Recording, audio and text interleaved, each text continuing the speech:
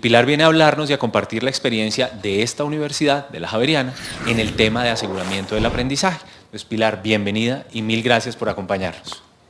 Bueno, buenos días a todos. Gracias a José y a Diana por la invitación. Esto hace parte del intercambio que estamos haciendo precisamente en una red de centros de excelencia en aprendizaje y enseñanza. Y es tal vez una actividad que queremos fomentar y es el desarrollo de experiencias positivas y experiencias no tan positivas, porque no todo es color de rosa y siempre tenemos procesos por mejorar. La charla básicamente trata del contexto institucional, para que sepan lo que es la Universidad Javeriana, el modelo macro de aseguramiento de calidad y luego particularmente el modelo en aseguramiento de aprendizaje. Bueno, la Pontificia Universidad Javeriana está de plácemes por la llegada del Papa, porque como ustedes ven, pues somos pontificia, entonces esperamos que el Papa al menos salude y diga hola cuando pase por la 45. Fue fundada en 1623, por la salida de los jesuitas obviamente fue suspendida en 1767 y renovamos nuevamente en 1930.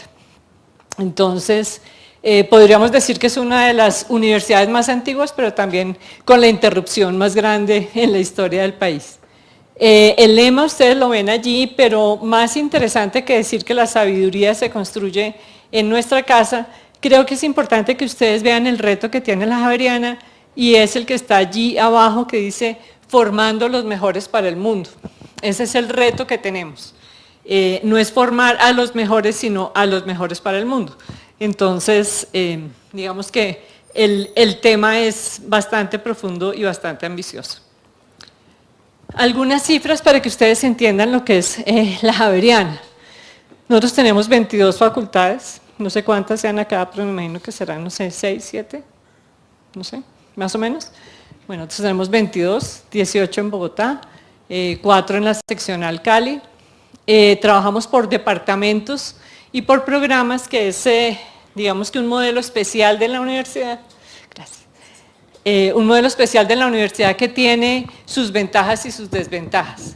El director del programa es el que maneja de alguna manera como el tema de estudiantes y el departamento es el que ofrece las asignaturas.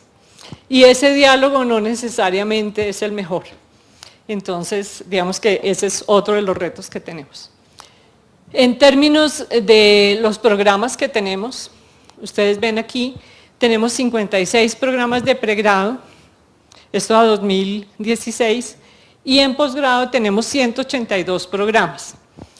En este momento esta cifra, yo creo que ya sube unos 40 programas, y hemos dejado abierto la parte de metodología virtual, perdón, porque tenemos en este momento el desarrollo de toda el área virtual en la universidad.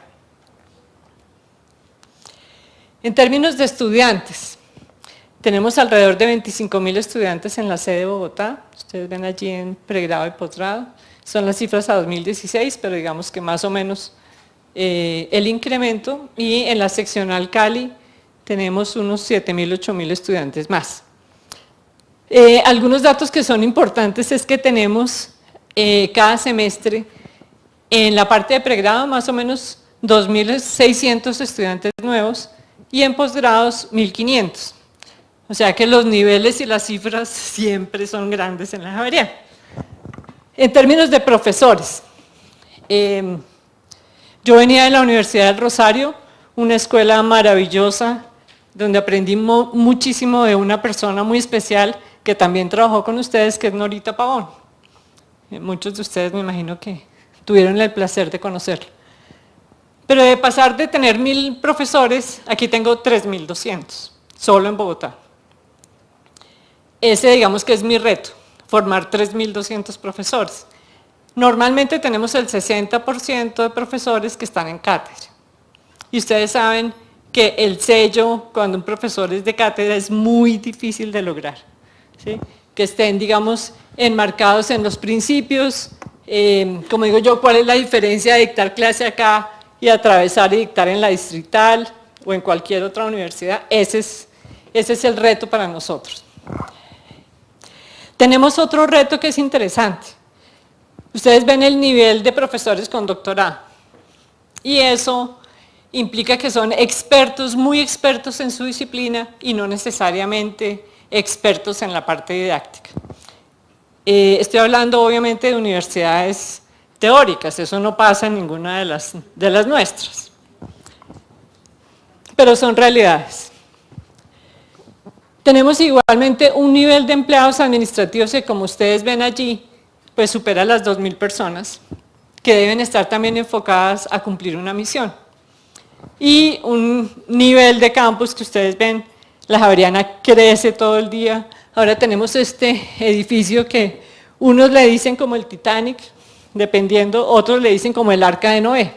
Depende del momento y la situación, cada persona lo nombra de manera diferente. Pero es el nuevo edificio que tenemos en la 41.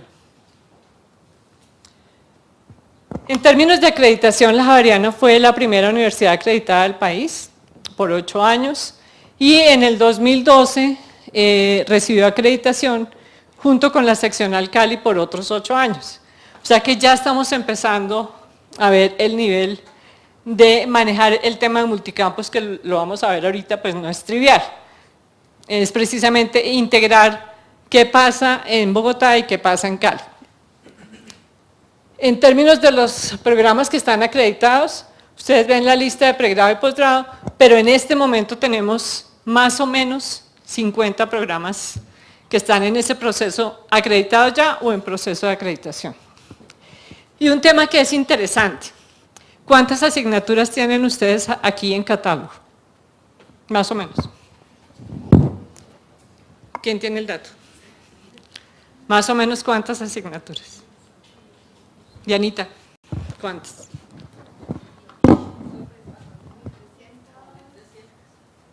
1.300.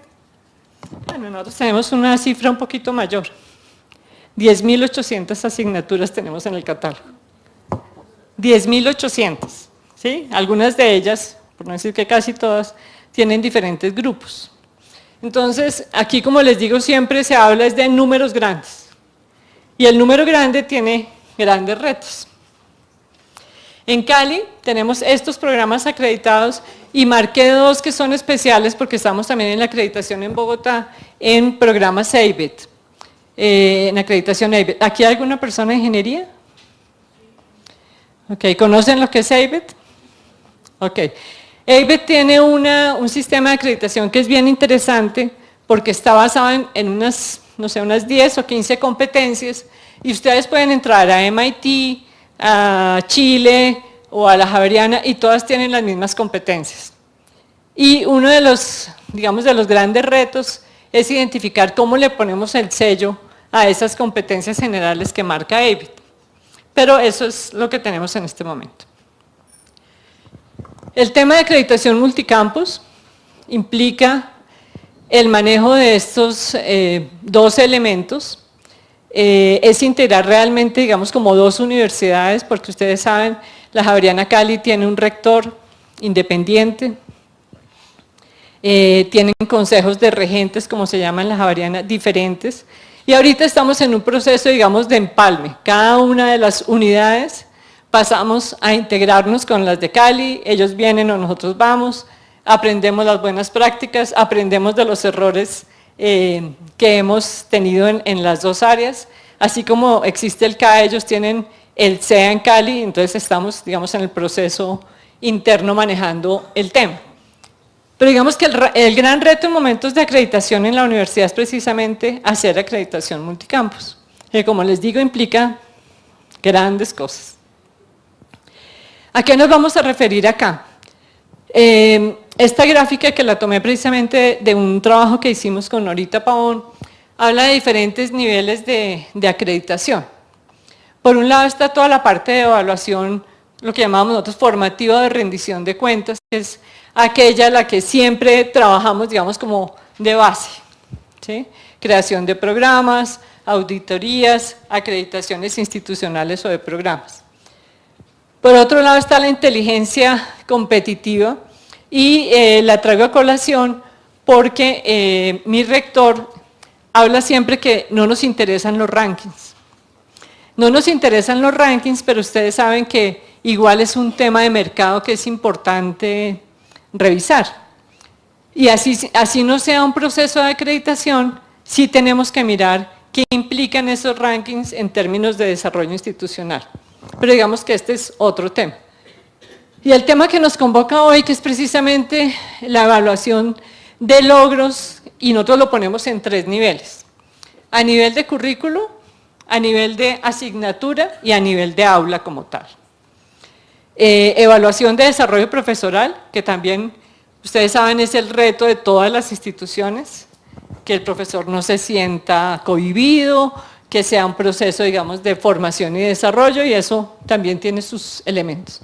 Y una evaluación que nosotros hacemos muy puntual, que hace referencia a elementos como acompañamiento, como lo que se denomina cognitive engagement, que ustedes no sé cómo lo traduzcan acá, nosotros lo tenemos como compromiso estudiantil, y impacto de egresados con el sello institucional.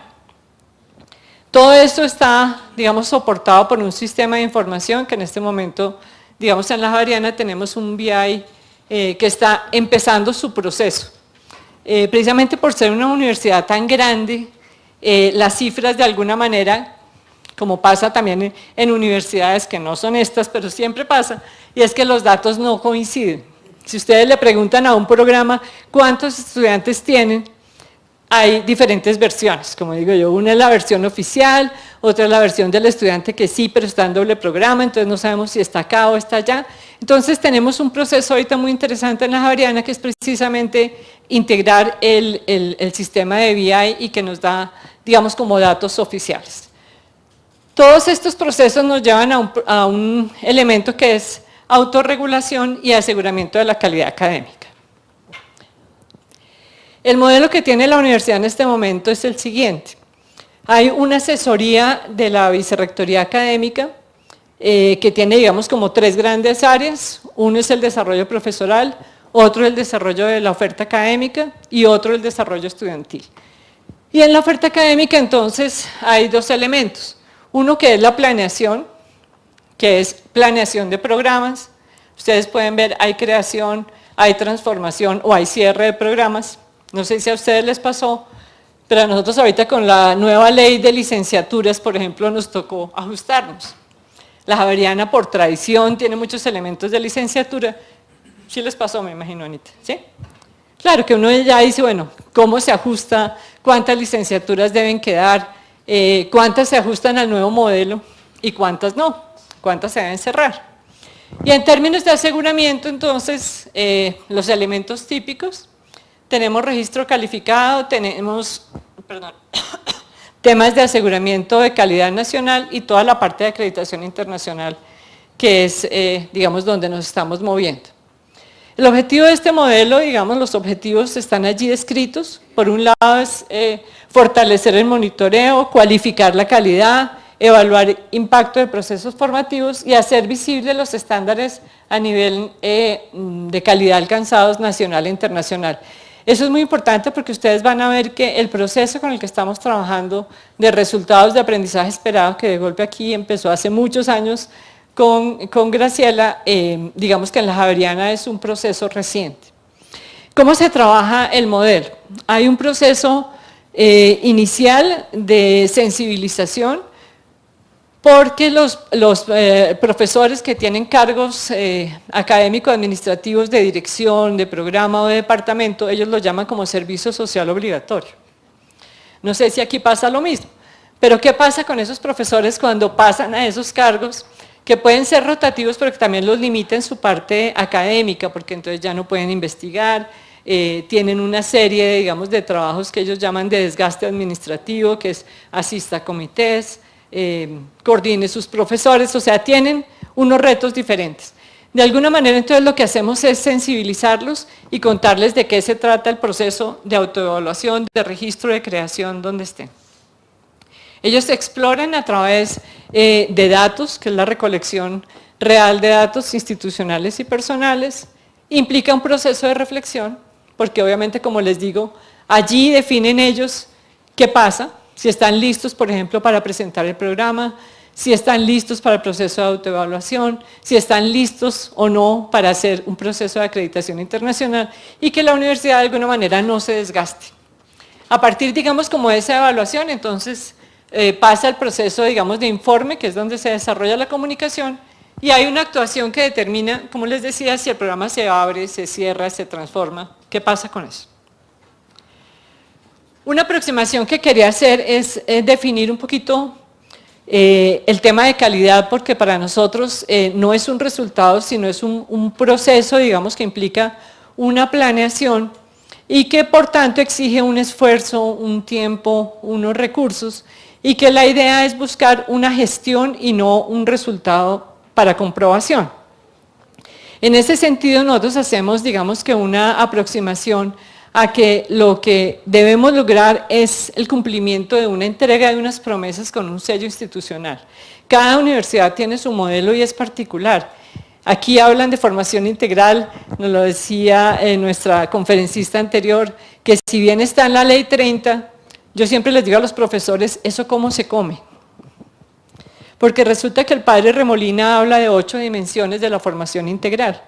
Entonces yo los pongo a trabajar siempre a los profesores y les digo, bueno, ustedes cómo trabajan la formación integral de sus estudiantes en su asignatura. Porque todos somos responsables de la formación integral, pero como que de alguna manera termina siendo un problema de la vicerrectoría del medio. ¿Sí? ¿Cómo trabajamos esas dimensiones en cada asignatura? Y ese es un tema muy importante. Es una entrega de promesas que no se deben quedar en el papel, porque el papel aguanta todo. Nosotros seguimos un modelo que es el de la EUA, que se desarrolló inicialmente en la Universidad del Rosario, después otras universidades han hecho ese análisis, y lo que busca la EUA es de alguna manera dar respuesta a estas preguntas, que sirven para cualquier modelo, y es qué se desea hacer en términos de la misión, de la visión y de los programas como tal, qué hace realmente, cómo lo hace, eso le funciona o no le funciona, y qué debería hacer para mejorar. Y en este sentido, el modelo que trabajamos nosotros es muy sencillo. Estas mismas preguntas como aseguramiento de calidad, pero entonces en términos de qué desea hacer, lo ideal sería dar respuesta a una pregunta y es garantizar el logro de los resultados de aprendizaje esperados y al perfil que nosotros hemos dicho. Como les digo, el papel aguanta todo. Ustedes pueden revisar los perfiles de salida de muchas universidades y de los programas mismos de la universidad y verá que son maravillosos. O sea, nuestros egresados son personas integrales con una responsabilidad social de frente al país. O sea, todos tenemos un discurso que es muy bonito, pero el problema es aterrizarlo y lograrlo. Entonces, en ese sentido, yo diría que nuestra meta es cumplir con esa promesa con un sello institucional. ¿Cómo lo hacemos? Nosotros hacemos un elemento transversal que es la alineación constructiva de VIX, que lo vamos a ver más adelante. Hacemos el desarrollo de unos soportes de aprendizaje para evitar la deserción y la adaptación en diferentes niveles del proceso del estudiante y hacemos un proceso de formación y acompañamiento tanto a profesores como a personas que estén haciendo gestión académica. ¿Cómo miramos si funciona? El CAE tiene un programa de monitoreo donde se hace, como lo vamos a ver también, una evaluación de entrada, una evaluación de aprendizajes y una evaluación de la docencia. Estos procesos, digamos, que se mantienen y se monitorean en cada una de las intervenciones nuestras. Y hacemos algo que, digamos, en términos reales, digamos que no le corresponderían únicamente al CAE, es más de programas académicos, pero a raíz de que el proceso de formación lo hacen con nosotros, hemos estado acompañando a los diferentes programas a hacer un mapeo curricular. Y el mapeo curricular lo hacemos en dos sentidos, en términos de conocimientos, que a ustedes les debe pasar, y es que muchos temas se repiten, ¿sí? Especialmente cuando tenemos profesores de cátedra. Entonces es muy importante saber en qué estamos repitiéndonos, si son diferentes niveles, diferentes aproximaciones, si vale la pena hacerlo o no. Entonces ese es un elemento importante. Pero también hacemos el mapeo de los RAEs. Cuando ya los profesores han trabajado en términos de los resultados de aprendizaje de cada asignatura, hacemos un mapeo curricular en términos de los resultados de aprendizaje de las diferentes asignaturas de esa malla y miramos si responden o no al perfil de salida. Todos sabemos que los perfiles están en términos de competencias, pero no necesariamente las asignaturas están en términos de competencias. Y eso es algo absolutamente incoherente, que como decimos, pasa en otras instituciones, en las nuestras no, pero pasa. Entonces, parte de lo que hacemos es revisar si esas competencias transversales, como las mencionaban en la conferencia anterior, se logran o no. ¿Cómo se logran? ¿Cómo hacemos monitoreo para que realmente, por ejemplo, la competencia comunicativa, que es transversal en todos los programas, se dé? Y no solo en una asignatura donde les digan cómo escribir. ¿Sí? Esa es una responsabilidad de todos, que si bien no está en el core típico de las asignaturas, es importante ver cuál es la cadena de desarrollo y no se muestra realmente en términos, digamos, operativos. Y ¿cómo mejoramos? Nosotros tenemos procesos de planeación de programas, el tema de innovación con TICs y sin TICs, y como les digo, el monitoreo constante. Ese es un poquito, digamos, como el modelo con el que trabajamos. Y para ello, digamos que desde la Vicerrectoría Académica y la Vicerrectoría del Medio trabajamos en estas unidades. Hay obviamente los programas y los departamentos que son los responsables, como les digo, los departamentos de las asignaturas y de los profesores, y los programas, digamos, como el desarrollo de sus estudiantes, tienen acompañamiento del CAE, de Ático, que es como toda la parte de TICS, biblioteca, programas académicos, desarrollo estudiantil, desarrollo profesoral y el área de aseguramiento de calidad. Entonces, realmente es como un sistema de apoyo para ellos. ¿Por qué está el CAE ahí? El CAE nació, Centro de Aprendizaje, Enseñanza y Evaluación, nació un poquito como de ese análisis de la realidad, ¿sí? ¿Qué pasaba cuando empezaron a hacer el análisis de sílabus? Y el sílabus era maravilloso, contando no solo un objetivo o 5 objetivos, como les decimos ahora, o 5 resultados de aprendizaje, sino que nosotros los profesores somos muy creativos. Entonces hacemos un listado de cosas maravillosas que los estudiantes van a poder hacer en las 16 o 18 o máximo 20 semanas que tiene cada semestre. Y tenemos además algunos datos muy especiales, como por ejemplo, hacemos una evaluación que no corresponde en nada a esa maravillosa cosa que hemos puesto arriba que van a lograr los estudiantes. Entonces, cuando hicimos esa evaluación, nos dimos cuenta que la evaluación, por ejemplo, que es un programa transversal en la universidad, y me imagino que en todas las universidades, la evaluación no corresponde a los resultados de aprendizaje. Entonces, decimos que el estudiante va a desarrollar, por ejemplo, pensamiento crítico. Pero cuando ustedes empiezan a mirar las evaluaciones, hacen mucho control de lectura, ¿sí? Hacen preguntas cerradas, donde pensamiento crítico pocón. Entonces, ¿qué tan coherentes somos? ¿Sí? Y allí un poquito como en la búsqueda del logro de altos aprendizajes, como lo ven allí, nació el CAE, y lo que busca es que se desarrolle es a través, digamos, como de esos 2 elementos principales, uno, la enseñanza cualificada e innovadora, y el otro, la implementación de sistemas de evaluación que nos permitan un mejoramiento continuo. Por eso, digamos que el CAE ha sido un poquito como la unidad encargada de liderar el proceso. ¿Cómo trabajamos? Nosotros empezamos desarrollando un poquito qué queríamos en la formación y quiénes eran nuestros profesores. Como les digo, manejar 3.200 personas pues no es trivial, el 60% de ellos de cátedra y con un cambio semestral mínimo de 200, 300 personas. Entonces, el nivel de actividad es muy alto. Nosotros empezamos a definir precisamente cuáles eran las dimensiones que nosotros queríamos ver en los profesores y tenemos allí las 4 que ustedes ven allí caracterizadas. Desde luego la parte humana, que es la más importante, como les decimos, todo el paradigma pedagógico ignaciano se centra en la relación profesor-estudiante y eso implica que el profesor, así tenga 30, 40 o 50 estudiantes, tenga una relación personal con cada uno de los estudiantes. En eso digamos que se basa el PEI de la universidad y por tanto su dimensión humana es la más importante. Obviamente la parte disciplinar, desde luego todos expertos en su tema. Una dimensión de gestión que, como les digo yo, que es el proceso que implica el servicio social y es el proceso de gestión administrativa, y toda la dimensión pedagógica que, como ustedes bien lo saben, la parte de formación docente a nivel universitario no está tan documentada.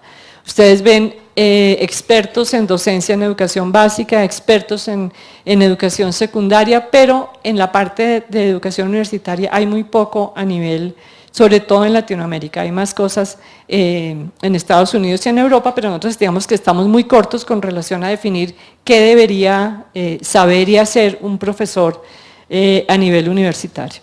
Entonces definimos unos elementos misionales que deberían tener el perfil del profesor, unos elementos de conocimiento disciplinar, que como les digo, pues sí es muy importante para nosotros, es transversal, y desde luego toda la parte de elementos de pedagogía universitaria.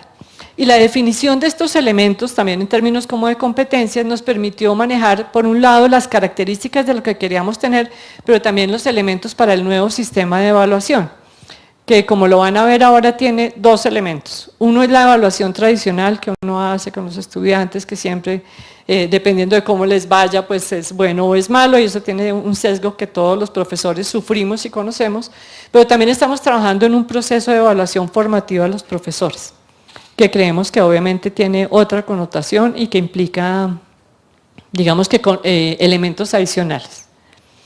A partir de eso, nosotros en este momento definimos un modelo que tiene tres grandes temas: aprendizaje, enseñanza y evaluación, como digamos que las siglas del CAE, y lo que tenemos son los temas que ustedes ven allí, destacando el 1.2, que es motivación y compromiso académico o estudiantil, que implica elementos del estudiante, de cómo se motiva, pero también elementos de la institución, de qué soporte le da al estudiante para desarrollar, digamos, como su nivel de compromiso con su aprendizaje. El tema de enseñanza, vamos a ver, se ha centrado en la parte de planeación de la enseñanza, y ahorita les cuento por qué, estrategias activas y recursos para el aprendizaje en términos de soportes educativos, tanto digitales como analógicos. Y la parte de evaluación, que como les digo es la crisis de todas las universidades, donde tenemos los enfoques de evaluación para el aprendizaje, la diferencia entre evaluación y nota, digamos la formativa y la sumativa, y trabajo desde el aula, que es que a veces no planeamos, sino como digo, de los tres momentos, y yo lo primero que les digo en el curso es, olvídense por favor de los tres momentos de corte, porque lo que hacen los sílabus es contar el 30, 30 y 40%. Nunca le dicen al estudiante cuáles van a ser los criterios. Entonces, estamos peleando contra eso. Los métodos e instrumentos, trabajamos en este momento mucho rúbricas y desarrollo de preguntas cerradas, y el tercer elemento, que es retroalimentación en evaluación para el aprendizaje. Este programa, digamos que ha tenido diferentes elementos y diferentes estrategias. Hemos traído desde Ken Bain, bueno, siempre traemos, digamos, 2 o 3 expertos a nivel internacional en los temas, y hay cursos que se van desarrollando. En esta primera foto, ustedes tal vez no lo ven, pero está liderado por el señor rector, donde hemos visto que hay elementos importantes. Así como es importante que se trabaje por facultades, y un decano cuando lidera el grupo de sus coordinadores o sus directores de departamento o programa, digamos que tiene un trabajo integrado por facultad, también ha sido muy enriquecedor el trabajo cuando se trabaja en diferentes programas y facultades, porque no nos conocemos. Precisamente somos tan grandes que los 3.200 no nos conocemos. Entonces, el proceso de acompañamiento, incluso nosotros les decimos, miren, es importante que hablen, ¿sí? Porque hay innovaciones maravillosas. En la última selección de innovaciones tenemos 100 evaluaciones que uno no sabría cuál presentar, pero no se conocen, entonces estamos haciendo comunidades. Entonces hay procesos de acompañamiento, como les decimos, tanto a nivel de desarrollo de los resultados, cada uno de estos digamos que tiene un producto. Entonces una cosa es que les digamos cómo hacer una rúbrica, y otro es acompañarlos a hacer la rúbrica. Una cosa es que les digamos cómo hacer un mapeo curricular, y otra cosa es acompañarlos a hacer el mapeo curricular. Realmente al CAE le faltan manos. Tenemos, digamos que 3 personas que estamos liderando este proceso, entonces es muy poquita gente para el nivel de profesores, pero hacemos acompañamiento lo mejor posible. Y tal vez ese es el quid del asunto. No se trata solo de formar, sino de acompañar. Ha sido, digamos, como la estrategia que ha sido la mejor valorada, pero también la que nos ha ayudado más en el proceso.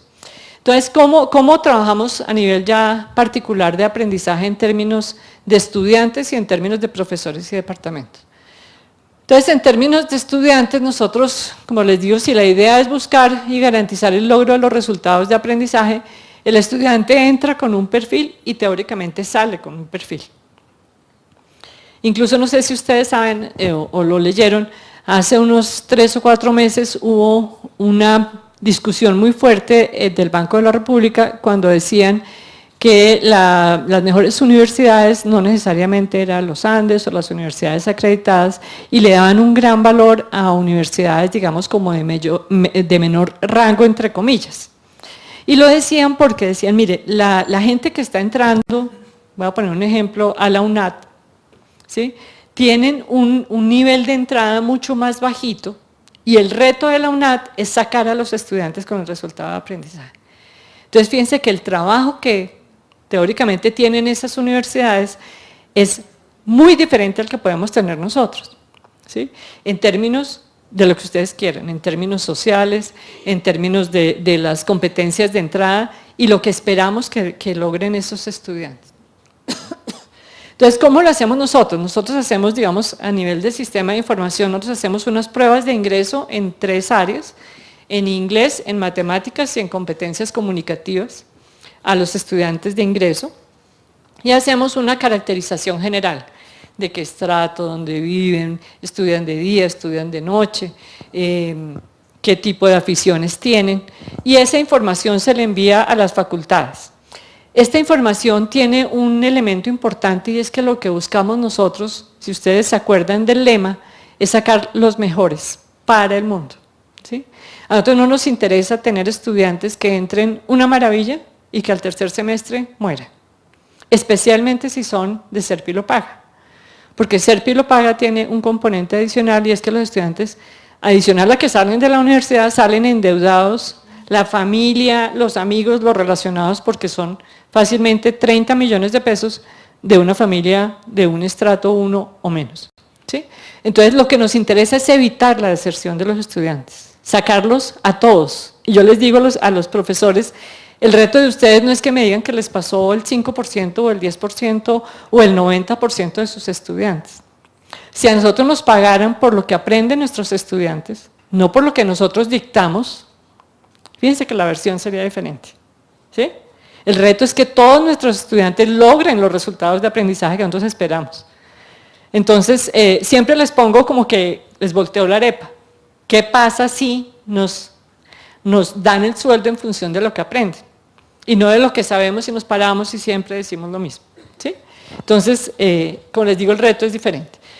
Tenemos una prueba importante y es la prueba del NICI, que es una prueba que hace una evaluación precisamente de los criterios del compromiso cognitivo a nivel de estudiante y a nivel de institución, y con base en eso también desarrollamos algunos elementos que permiten que el estudiante se vincule más a la universidad y se comprometa más con su aprendizaje.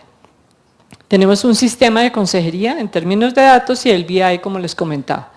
Entonces, ¿aquí qué tenemos? Aquí tenemos unas estrategias que son una estrategia de adaptación académica estudiantil, que se maneja, digamos que en 3 momentos de esa línea roja, cuando ingresan los 3 primeros semestres, después hemos visto que digamos que los que pasan de tercero a séptimo más o menos digamos que se estabilizan y luego viene el momento de salida, entonces implica otro proceso de adaptación al estudiante para que salga al mundo laboral. Tenemos unos procesos de apoyo de aprendizaje y consejerías. Entonces, ¿qué tienen ustedes acá? Hay un programa de consejería académica que está en todas las facultades y programas. Tienen un proceso de formación donde estamos asuntos estudiantiles, programas académicos, el CAE y sobre todo la Vicerrectoría del Medio Universitario, porque ellos son los que transmiten, digamos que el sello javeriano. Y nos interesa que la consejería no se vea solo como, ay mira, tú tienes que tomar las siguientes materias, serían aconsejables estas o estas o estas, sino que haya un acompañamiento personalizado y como lo llaman los jesuitas, la cura personalis, y es darnos la oportunidad de poder apoyar a un estudiante en el desarrollo de su vida.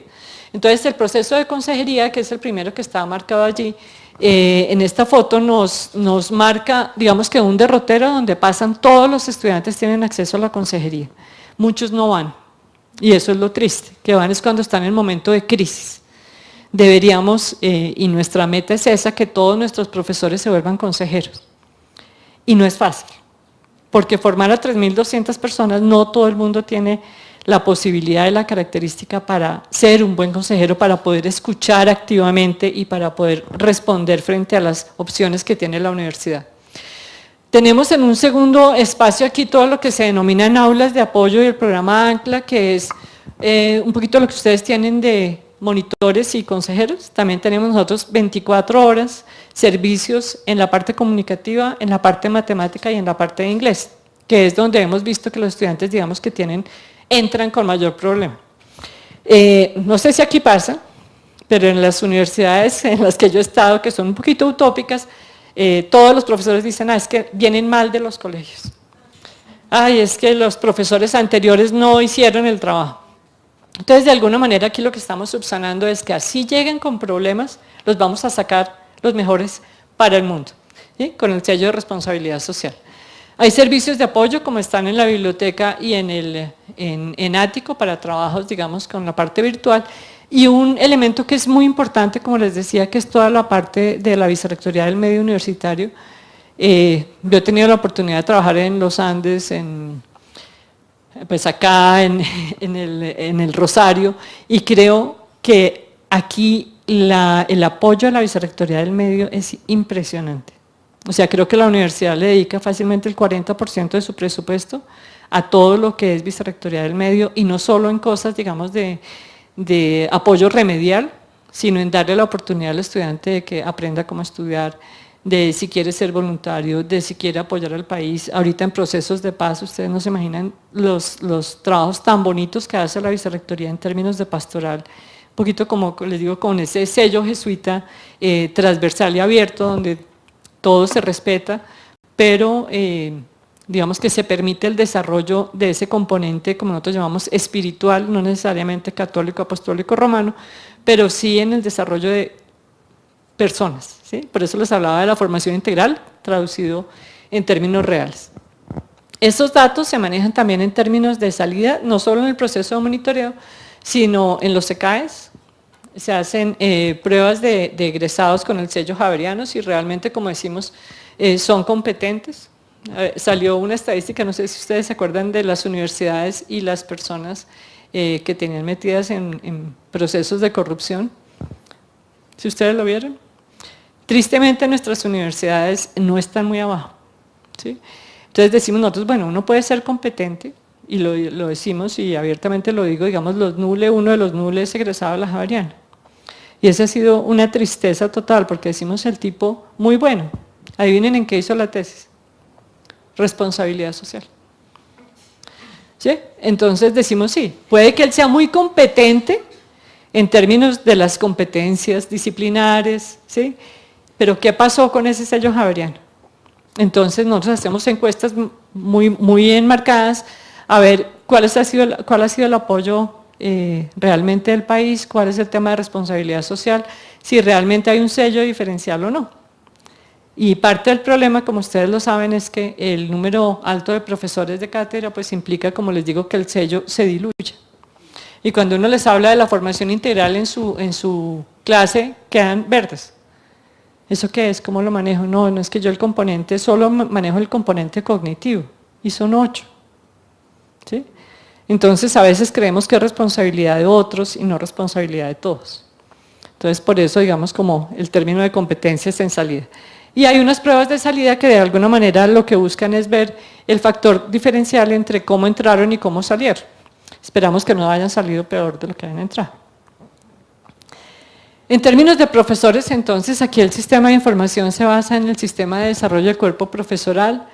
Recientemente fue modificado y ahora los profesores reciben puntos por los cursos que toman, por las innovaciones que hacen en términos de pedagogía y por los aportes en innovación, que son elementos que de alguna manera se han desdibujado, también como en todas las universidades del país, donde los puntos y los valores se daban a investigación. Eso nos pasó a todos. Y es como la parte perversa de los incentivos, que entonces ya a los profesores les interesa más escribir que dictar su clase. Y resulta que nuestro core como institución obviamente es la formación de personas. Sistema de consejería, el tema de evaluación docente, el catálogo de asignaturas que ya les he dicho tiene 10.800 elementos y el tema de registro IBI. Entonces, en el proceso, digamos, como estrategias que tenemos, a partir de lo que vemos nosotros que se recibe, hay apoyo a los profesores de primer año para que den de manera diferencial su clase, porque es el proceso de transición de los estudiantes de su colegio a la universidad, y allí tenemos, digamos, como procesos formativos especiales. Tenemos una formación docente general y específica, disciplinar. Por ejemplo, ahorita hay una maestría en educación médica, porque no es lo mismo enseñar medicina que enseñar ingeniería, por ejemplo. Ni siquiera es medicina. Enseñar al lado de un paciente, o de odontología, enfermería, el que sea, a enseñar en ingeniería. Entonces tenemos procesos diferenciales por disciplina. Hacemos un trabajo de acompañamiento en estudio de clase, que es un sistema bien interesante desarrollado en el Japón, donde de manera particular y voluntaria y absolutamente privada, sin consecuencias, los profesores llegan igual de manera individual o por áreas, y lo que hacen ellos es decir, quiero mejorar mi clase, o tengo tal problema, o tengo tal cantidad de temas que no sé cómo hacerlo. Y nosotros les hacemos un trabajo de acompañamiento en planeación de la asignatura, de una secuencia didáctica, los acompañamos, puede que haya grabación o no, y hacemos una evaluación de qué pasó con relación a esa planeación. Y ese proceso ha sido muy interesante por dos cosas. Digamos que llegan dos niveles de profesores. Unos que son los nuevos, que dicen, oiga, yo quiero aprender, ayúdenme, y en este proceso de acompañamiento, digamos que se van formando. Pero también está el otro lado de la moneda, y es que de los 3.200 profesores, fácilmente el 20% superan los 50 años. Entonces son los profesores que ya saben cómo hacerlo y que lo han hecho los últimos 30 años de la misma manera, y cambiarles la moneda de decir, no, ahora es aprendizaje activo, ahora no es que te pares acá, sino que los estudiantes hagan y reflexionen.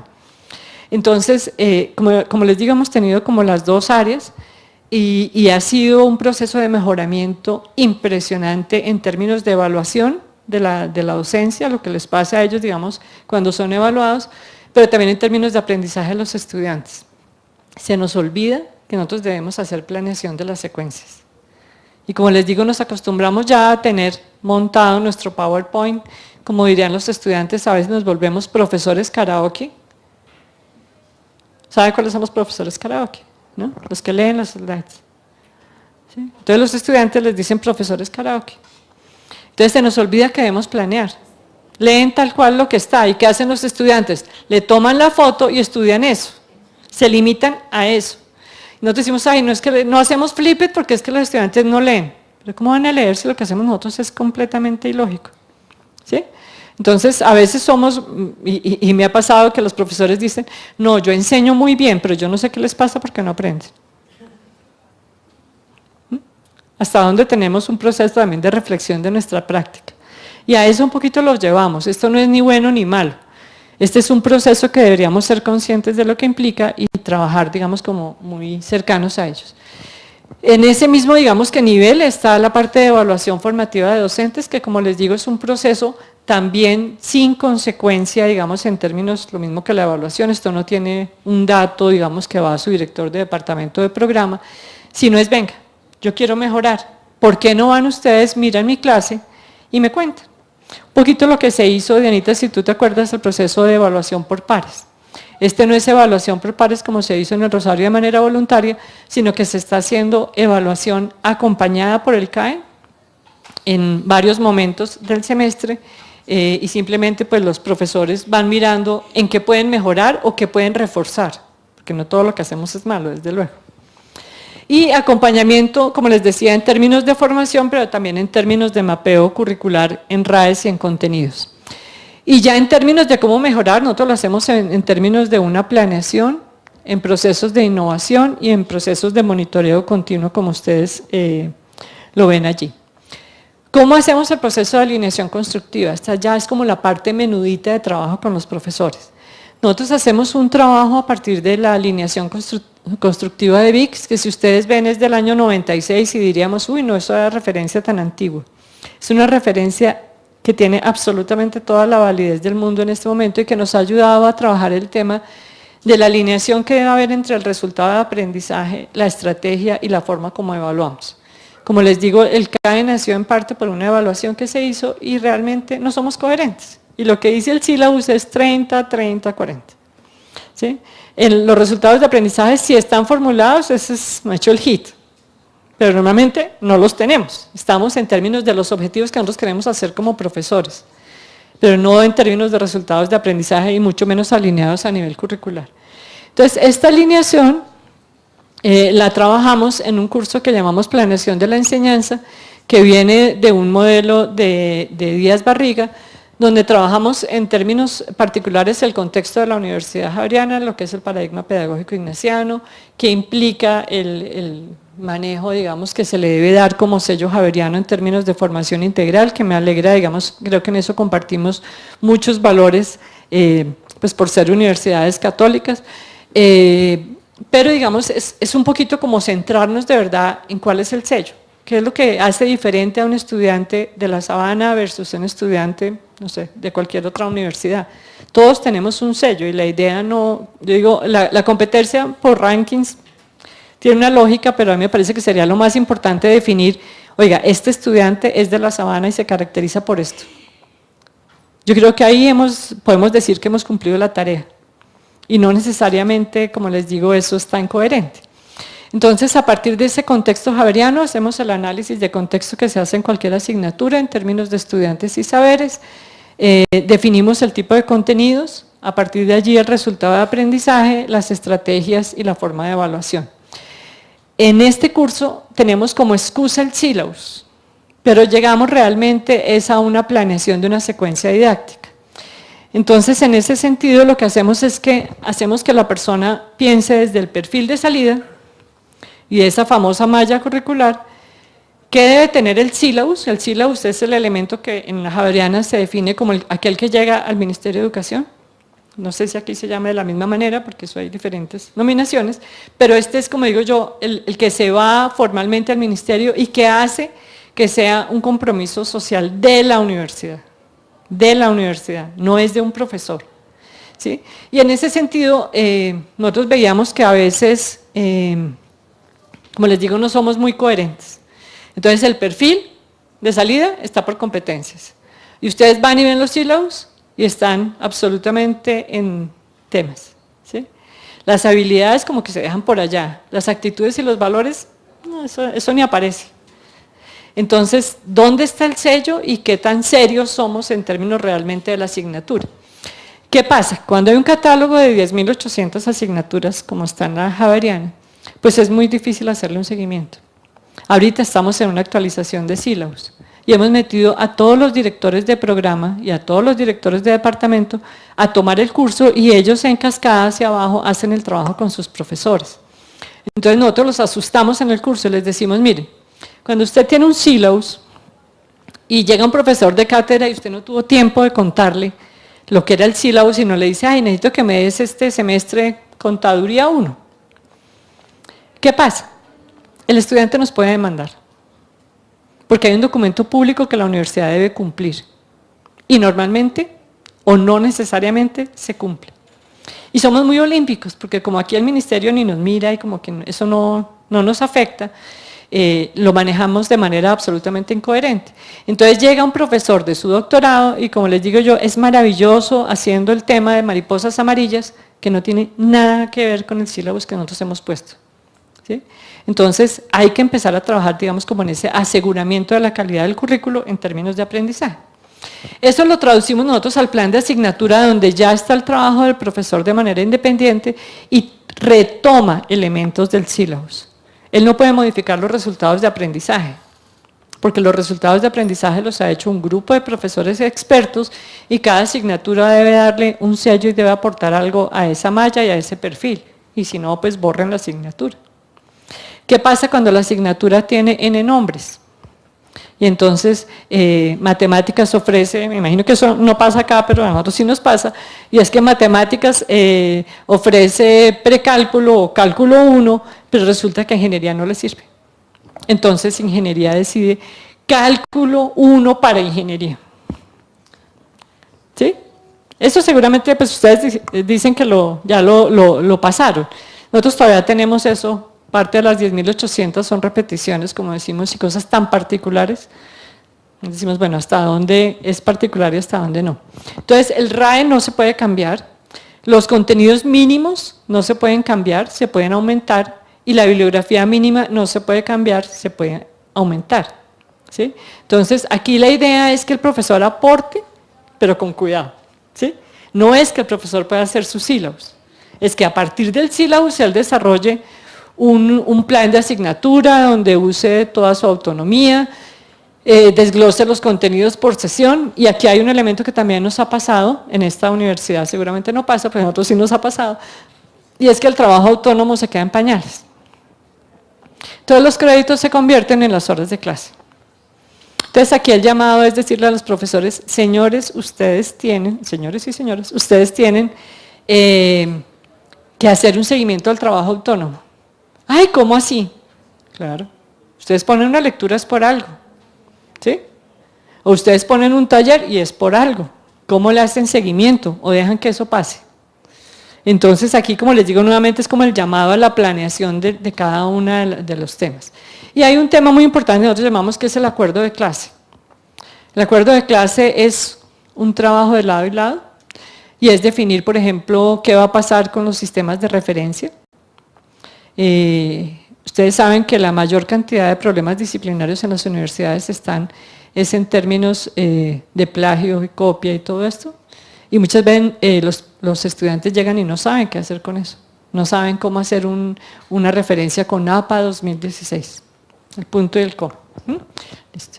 Y la última parte, que es el trabajo de secuencia didáctica, y es de cada uno de esos temas, cómo lo voy a trabajar en términos particulares que implica la planeación para el profesor, y aquí tiene desde luego un RAE para esa secuencia, qué actividades le permiten dar inicio y cómo engancha al estudiante, actividades de desarrollo y cierre, y algo que también es muy importante, y es el tema de evidencias de aprendizaje. ¿Sí? Como digo yo, ¿qué pasa? No sé, también puede que no pase acá, pero a nosotros pasa mucho, y es que el profesor, ¿cómo termina? ¿Entendieron? Ah, bueno, nos vemos. ¿Sí? Eso pasa, al menos nos pasa en la Javeriana. Entonces, lo que nosotros aquí hacemos el llamado a los profesores es a decirles, ustedes tienen que ir más allá de la intuición, de que si me están mirando es que más o menos me están entendiendo. Ustedes tienen que garantizar que ese resultado de aprendizaje que han planteado para esa secuencia se logre, que el estudiante se vaya con algo. Y en ese sentido, nosotros hablamos mucho de que sean coherentes en términos de la valoración. ¿Por qué el resultado de aprendizaje esperado? Creo que es un tema que ya se debatió acá, pero de todas maneras lo menciono porque, como les digo, para nosotros ha sido nuevo. Y es que esta declaración hace parte de lo que es acreditación internacional de programas. La acreditación internacional, a diferencia de lo que puede ser el CNA, no les mira si ustedes tienen la política de diseño curricular o los lineamientos. ¿Qué es lo que busca cualquier acreditador internacional? Esa promesa que usted hace, ¿cómo evidencia que se logra o no se logra? Y aquí yo les hago un llamado, digo, ¿en qué momento ustedes pueden decir que sus estudiantes ya, como les digo yo, ustedes se van con tranquilidad de conciencia y ellos pasan a la siguiente asignatura y cuándo no? ¿Cómo decimos cuál es el criterio de calidad que le estamos poniendo a las asignaturas? Entonces, este elemento de buscar evidencias, que no es algo que nosotros tengamos en nuestra cultura de ir buscando evidencias que la persona ha logrado. Y San Ignacio tenía un lema muy interesante, y es que decía que si una clase no te transforma y no te mueve el corazón, no vale la pena que la dictes. Entonces, por eso yo les hago el llamado a que trabajen en términos de planeación de la secuencia didáctica, no solo en términos curriculares. Porque si cada clase es planteada y es pensada, pues allí el tema es diferente. Los resultados de aprendizaje que manejamos en la Javeriana son de estos tipos. No vamos a detenernos en lo que es cada cosa, pero aquí el término de competencia sí lo quiero trabajar en lo que implica, porque para nosotros es el sello de responsabilidad social, que imagino que es muy cercano al de la Sabana, y cómo logramos realmente que haya un cambio en este país y todo lo que nos espera. Entonces, el término de competencia general y lo de innovación, que como les digo, lo estamos trabajando con estas 4 áreas: enseñanza incluyente, práctica de evaluación para el aprendizaje, materiales de enseñanza más allá del aula y toda la parte de TICs. Y estas son como áreas de trabajo con las que estamos trabajando con nuestros profesores. Sin más, yo les quería recordar que deberíamos trabajar en el proceso y no solo en el resultado, lo que pasa normalmente en aseguramiento de calidad. Y muchas gracias.